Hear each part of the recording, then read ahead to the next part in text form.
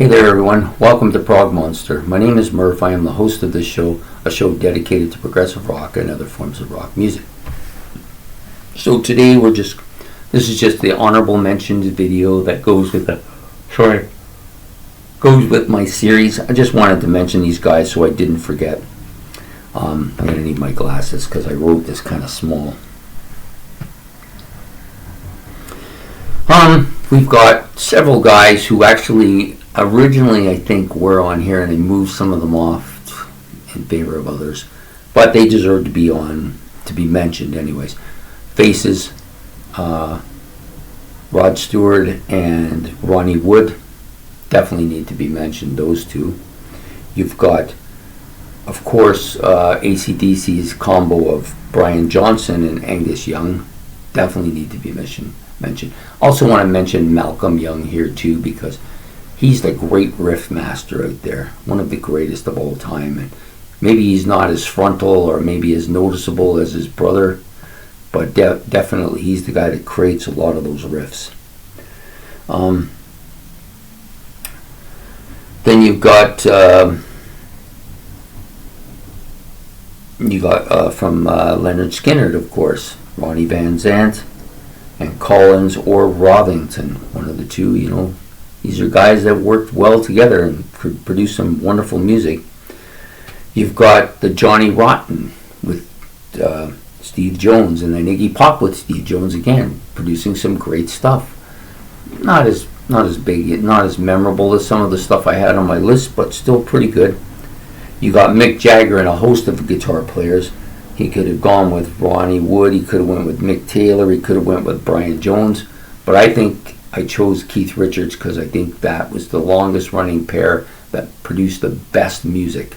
They were the main writers and just had to be given a shot there. And then you had the one-off album with Ian Gillan and Tony Iommi, two great masters, and they did some great stuff on that album. I think Ian Gillan, best vocal performances on that album. And some of the riffs that Tony Iommi came out with are second to none on that album as well. And I'm sure there's others that I'm not thinking of. However, I did want to get that last one in for those great riff masters and for those great dynamic duels that rock music would be depleted without. So I hope you've enjoyed this series. I hope you enjoyed this video. And I hope you, if you want to list some of your own that belong here that I didn't think of, maybe you're going to suggest some people that I've not heard of that I need to listen to and hear myself so I can get enjoyment out of it as well. Anyways, I hope you enjoyed this, so please like and subscribe. And that's it for the series. There will be no series next month, and probably not, most likely not for the summer, unless an idea that's easily translatable into a series comes to mind. But I'm going to be working on my AC/DC 50th anniversary. There's been some talk about that I might do a Kiss one as well.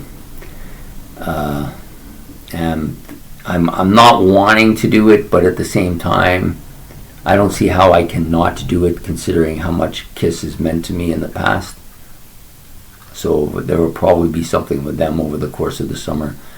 And people have talked about Kansas. I don't know how Kansas would work for me. I do not listen to their music much. I don't even really know much about them, other than that they've made some good music. I'm not knocking their music. It's just never been eye-catching to me for some reason. I think could be any half a dozen reasons. I'm not giving it much thought.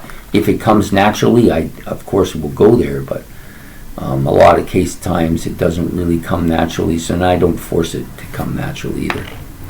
And yeah, I may do that. We're going to see what's going to happen. Maybe something else will come up for Rock Legends as well. Anyways, excuse me. I hope you enjoyed the series, and we'll see you again maybe on Rock Legends next month. Take care. Bye.